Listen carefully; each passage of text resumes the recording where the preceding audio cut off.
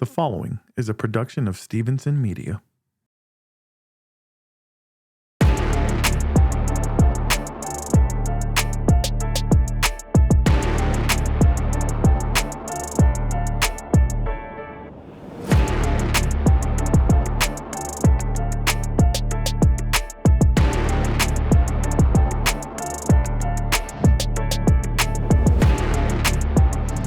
And what is going on, everyone? And welcome to the 41st edition of the Twin Toros podcast on ESPN 97.5. I am one part of your show, Ruben Galavillo, my co-host, the president of Houston Sports, Nick Stevenson. What's going on, OG? What's up, man? Are we going to give this episode to Zach Cunningham? Who are we going to give it to? Yeah, I Number was thinking about 41. Zach Cunningham. Yeah, we'll give it a He Zach had a nice little Cunningham, cup of Pro Bowl coffee. linebacker Yeah, he for had a the nice. Houston Texans. All right, we'll call it the Zach Cunningham episode. Man, I'm feeling good, dude. Houston sports is popping right now, man. Rockets are doing good. Astros are doing Good. good. Yeah, Astros are doing good. and And the Texans yeah. are in headlines, man, because they're making moves, and I like them. Yeah, well, one of the moves they recently made was bringing in free agent linebacker EJ Speed from the Indianapolis Colts. Now, this was a surprise to everyone. Obviously, we all know about the trash talking between the two in the offseason. There was a lot of it across multiple podcasts, and we know how Mhm. that ended up. The Houston Texans sweeping the series, winning both matchups versus the Indianapolis Colts. It's just funny, Nick, how one year we're talking trash to each other. The next Yeah. year we're teammates trying to fight for a Lombardi.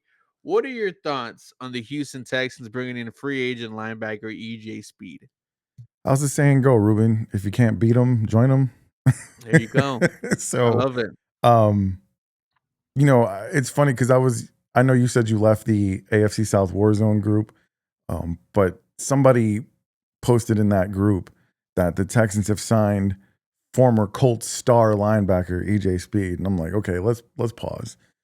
EJ Speed, he's a nice piece. He's never been a star, and I don't think the Texans are expecting him to be a star. Although D'Amico Ryan seems to get the best out of all of his players. Mhm. This is a depth move for what should be a really good defense. And we understand that, injuries happen in football. So you want to have as many good players, as many bodies as possible. And I think that that's exactly what AJ Speed is going to bring. You and I, in a text exchange, we also talked about the possibility of the Texans signing Trent Brown. They did that as well. And that's just another depth move to a position that you and I both agree is a need on this team. And it seems to me, at least they're addressing it. Maybe they're just throwing stuff up against the wall and seeing what's going to stick, but they're addressing it. And, we talked several episodes ago about how I felt like that's exactly what the Eagles did last offseason. They wasted no time addressing all of their glaring needs that they had the year before. And what did it do? It had them end up in the Super Bowl and winning the whole damn thing, man. So I'm not going to go as far as to say that's what's going to happen with the Texans, but they are doing the right things, in my opinion, to position themselves to be a better football team, not just this year, but in the future as well. Yeah, and you could tell all the moves that were made this offseason were moves that were made when, with their eyes being looked at on the cap. And that's why some moves you saw made the Houston Texans some money. That's why you saw them release some players post June 1, like Shaq Mason, and give themselves $9 million. The Texans are thinking ahead, and that should excite you. When it comes to EJ Speed, um, he plays special teams, so you can say this is your Neville Hewitt replacement. Mm-hmm. Um, I brought up the tweet talking about, oh, maybe Christian Harris is the odd man out. And, what I meant there was in terms of, you know, your top three linebackers, two of them are set right now. Yeah. Azeez Al-Shaair, Henry To'oTo'o. If healthy, it's no question it's Christian Harris. Christian Harris might be the best linebacker on the team if healthy, but that Yeah, is a big if. for And sure. we haven't, and we saw him towards the end of last year in the playoffs. And, We didn't see the Christian Harris that we were used to. Hell, the Houston Texans rarely even used him. So Yeah, that's what I was thinking too, man. Especially with the emergence of Henry To'oTo'o, the Texans spend the majority of their time in nickel anyway. So there's only going to be two linebackers on the field most of the time. And so the question is, can Christian Harris, in my opinion right now, Henry To'oTo'o has the edge in that. If it's going to be him or Christian Harris, I think that Henry To'oTo'o has the edge right now, because you can't go off of what Christian Harris did 2 years ago. It's, what have you done for me lately? And so I don't think that EJ Speed is threatening any of those guys. Like I said, unless injuries happen, if Christian Harris is injured again for a large portion of the season, then maybe you see, EJ Speed getting those snaps that he normally would have gotten. But I'm really excited about the defense, man, because when you're talking a guy who at one point was a starter, I think he's probably, maybe got an outside chance to get, a good amount of snaps. I don't see him being a starter on this team, but it's just whenever you're adding guys like that for depth versus adding guys like that to play on a regular basis, then you got to feel good about what the Texans are doing on the defensive side of the ball. no, you added another weapon to an already super caliber defense, and Mm. man, I cannot wait to see what this defense does on Sunday. I have a video that's been cooking talking about how this might be the best defense ever for the Houston Mm. Texans. And when you look at it, dude, from the secondary, it might be the best secondary you ever had. Yeah. When you're talking about front four, it might be the best front four you ever had. Just because of the Mm. fact that you couldn't get Jadeveon Clowney and JJ Watt healthy at the exact same time. And would you rather have JJ and Merciless or Daniil Hunter and Will Anderson Jr.? They only had this front for 5 games, but when you had Connor Barwin, JJ Sean Watt, Cody you had Sean Cody in the middle, you also had Smith. Antonio Smith, and you had JJ Watt, and you had Mario Williams in 2011. You had all of those dudes on the field at the same time. Mm. The only reason I would put them ahead right now is because I don't think we have an Antonio Smith or a Sean Cody on this team right now playing in the middle. Mario Edwards Jr. could be that guy. Tim Settle Jr. could be that guy, but I don't think there's anybody that consistent playing defensive tackle for the Texans yet. But I think what they have on the back end and at linebacker obviously makes up for it. But I mean, that defense had D'Amico Ryans. You had who's the crazy white boy again? Oh, well, had Brian Brian Cushing, you had Cushing. Brian Yeah, Brayman. yeah. That was a beast defense. I will give you the secondary for sure because Jonathan Joseph was solid. Kareem Jackson was man. He was a good solid player. And then you had, I think 2011, you had Daniel Manning and Quentin Demps. Glover Quinn. Yeah, that's what it was. Yeah, you have the potential, I think, statistically, to definitely have the best defense the Texans have ever had. Let me ask you this, man. Does anything they've done so far change what you felt like the draft strategy should have been just a couple of weeks ago? I would say Because now I'm sorry, I think they added since the last time we talked, they added Cam Robinson too. I forgot to mention that. they added Cam Robinson, they added Trent Brown. I mean, I will still think that you head into the first round looking at trying to find your franchise left tackle. Mm, okay. And that's what you might find in someone like a Kelvin Banks from Texas Right. or a Josh Simmons out of the Ohio State. However, it will be very hard for me to pass up on a Matthew Golden, a Mecca Wabuka, Mm-hmm. Luther Burden at 25. So no, I don't think, I don't think any of these moves change your draft strategy. So do you think they just sit pat and wait to see who's there? Because let's say they I mean, stay at 25, and let's say Kelvin Banks and Josh Simmons are gone. Now you got to look. You're going to draft a receiver before you draft a guard, right? yeah, I would say unless you want to take Greg Zabel, the guard out of North Dakota State, but you would think you would want to tackle instead of a guard in the first round. However, I still think Greg Zabel might end up still being a first round pick. Mm, I mean, Luther Burden, that does excite me. When he has the ball in his hands, he's electric, great route running, separation. He's a star in the making. However, you did hear some rumors about him being a diva, yeah. about him giving up during some games. So we'll see how Mhm. that plays out. Emeka Ibuka, we've been talking about him being paired with CJ Stroud, for a couple of years now. Yeah. And when you look at what a Los Angeles wide receiver does, route running, separation, finding holes in defense, Yeah. that's what Emeka did great for the Ohio State. So it's going to be a real interesting, man. But if you're asking me, if it was between Matthew Golden, Emeka, or Luther Burden, I'm going Matthew Golden. Yeah, I think so too. That speed, dude, just excites Yeah, me. yeah, absolutely.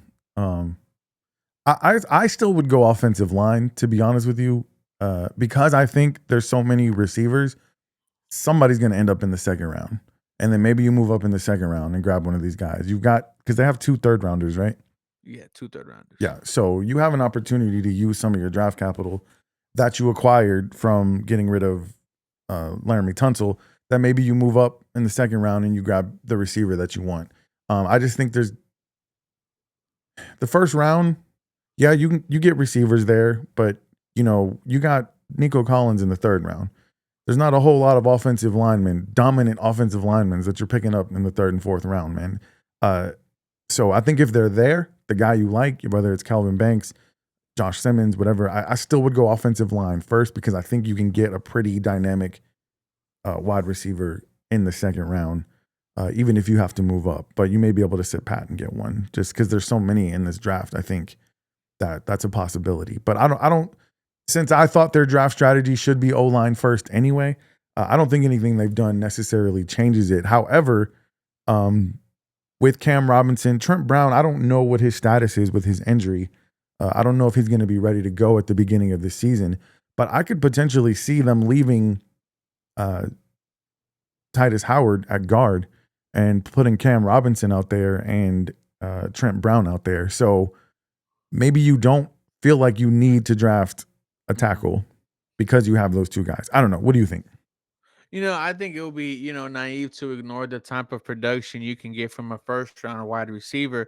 You talk about Nico Collins. Nico Collins wasn't doing Nico Collins things in years 1 and 2. That's true. Brian Thomas Jr., you just saw him 1,000 yards. Tank Dell in year 1, 700 yards, almost had a double-digit touchdown season until Yeah. he gets injured.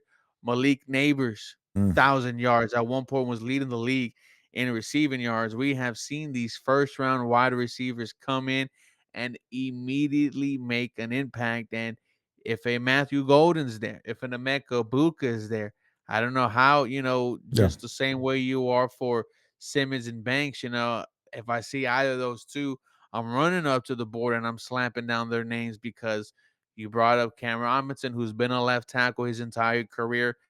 I do think that's your starting left tackle Mm-hmm. for week 1. I think Titus Howard is your left guard. Mm. I think Juice Scruggs is your center. Okay. I think it is either a rookie or Laken Tomlins. No, actually, Ed Ingram as your right guard, Okay. and I think Blake Fisher is your right tackle. That's what I think it is. If you want to move Blake Fisher to right guard and have Trent Brown be your right tackle, if healthy, I can see that Yeah. because Trent Brown, when healthy, It's a beast. has shown to be a beast, like you mentioned. At one Yeah. point, he got a contract to be one of the highest paid left tackles in the NFL, but injuries have really, plagued him the Yeah. past couple of seasons. So they can do a lot of things, man. I really don't know what the hell they're going to do at 25. I know we're all going to be surprised, hell, because they can go defensive tackle. They can go Walter Nolan. They can Yeah. go a Derek Harmon out of Oregon. We'll be like, hey, you know, defense wins championships. We've been hearing that since the dawn of time. If they go defense, it's got to be a tackle, or else I think it's a wasted pick. I know I said Defensive tackle. I mean, Yeah, because I I know I would brought up agree. Malachi Starks before. I know that'd be hard to pass up, but He's not starting. yeah, once you got CJ Gardner Johnson, then that move's kind of out the window for me.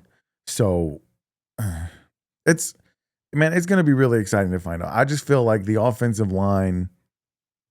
I'm not. I don't want to ignore the first round wide receivers because there has been some great ones, but I'm just saying I think there will be some pretty good wide receivers in the second round. I don't know how many impact offensive tackles are going to be in the second round. But maybe they don't go tackle, like you said, because maybe they feel like their tackles are on the team right now. Because Blake Fisher, this is just his second year. So um, I would draft a receiver before a guard. But I mean, Tyler Booker's still out there. It's going to be interesting to see what happens, man. I think the good thing that we know is that, or the good thing about this whole situation is we know exactly what the Texans need. And so hopefully they'll be able to narrow it down as well. Yeah, I mean, like what they need, and that's defensive tackle, Hmm. that's wide receiver, that's O line, that's running back, and the big question is which position are they going to prioritize in each round? Because what we haven't talked about is the running back spot, and Mm, they met with some of the most visits that they had at the NFL Combine was with running backs, and I think running backs was tied for most with a wide receiver. What if the Houston Texans went with their running back in the second round, right? yeah, We are hearing names like Travion Henderson, Omarion Hampton, Caleb Johnson, who I think is just a carbon copy of Joe Mixon, 6'1", 225 pounds. yeah, I really have no clue where they're going, and it's kind of the first time in a while you felt that way because during the CJ Stroud draft, you knew who they were going at too, yeah, right? And then at 13, you were talking about a receiver, but then you heard news about them trading up, and you felt like that might have happened. yeah, The Derek Stingley draft, you knew it was going to be either him or Sauce. right. You know, with this pick 25, it's like I feel like there's 6, 7 different names that we could Yeah. hear. And that's the great thing about having a good football team, man, is that there's no absolute glaring holes on the team that you just say, man, they gotta go get this guy. Mm. And that's a testament to Nick Casario. It's a testament to, all of the staff, the scouts. It's a testament to D'Amico Ryans. And I think they're close, man. They're closer than I think they've been in a really, really long time. And let me ask you really quick, because you're talking about all these receivers. We know Tank Dell is not playing next season. Are you Mhm. preparing to move on without him indefinitely? I've already thought about moving on from him indefinitely. And, I brought up how we saw the tweet from Cecil Short saying that that's the same injury that ended my career. However, Cecil Shorts was at a different point in his career. He was towards more of the end of his career, True. whereas Tank Dell, the future of his career is right in front of him. Yeah. So you want to wish Tank Dell the very best. You hope for a speedy recovery. However, this is not back to back years where he's had season ending injuries, and I now have to think about that. This is a business at the end of the day, which is why Yeah. you need a wide receiver. Yeah. And I can see you selecting one in the first round. That's what we talked about: Matthew Golden, Emeka Abuka, Luther Burden in the second round. Yeah. You could talk about Trey Harris out of Ole Miss, That's my guy. Jalen Noel out of. I mean, I like him. Yeah. I do. I I really mean, and in the do. second round, if you go get their tackle of the future, you could do a whole lot worse than Trey Harris. I like Tez Johnson too. I know he's small. He's when I see him, I think of Tank Dell, small, fast as hell, but probably an injury risk too. So I think he was the lightest Jalen player at the Noel combine. out of Iowa, man, that's just a big play guy right there. But he's Yeah, also, on the smaller side, 5'10". yeah, And then in the third round, you're talking about guys like Jack Beck out of TCU, hmm, Alik Manor out of Stanford, yeah, Torrey Holton out of Colorado State, Savion Williams out of TCU. The list goes on yeah. and on. Um, Go you get your got to get a tackle. You're receiver in talking this me draft. into it. You're talking me into get your tackle in the first round, get your receiver in the second round. You talked me into it. Well, Because okay, look, so let's talk about a mock draft I did recently. okay, So pick 25, I went with Josh Simmons. okay, That's where I went. No, I just worry how healthy Josh Simmons is. hmm, The type of injury that he has, it's very hard to come back from. yeah, Not saying we haven't seen people come back from it, but it gets tough. So, pick 25, I went with Josh Simmons. okay, I thought that you could potentially get your franchise left tackle, and you're not really, rely on him to start early because of who you have in Cam Robinson. okay. Are you Pick picking him 50. over Kelvin Banks, or you think Kelvin Banks is gone? I think Kelvin Basin's gone. I've seen some mock drafts of him being selected as high as 14, 15. Okay, So gotcha. unless the Houston Texans want to go up there and trade for him, go for it. Pick Yeah. 58.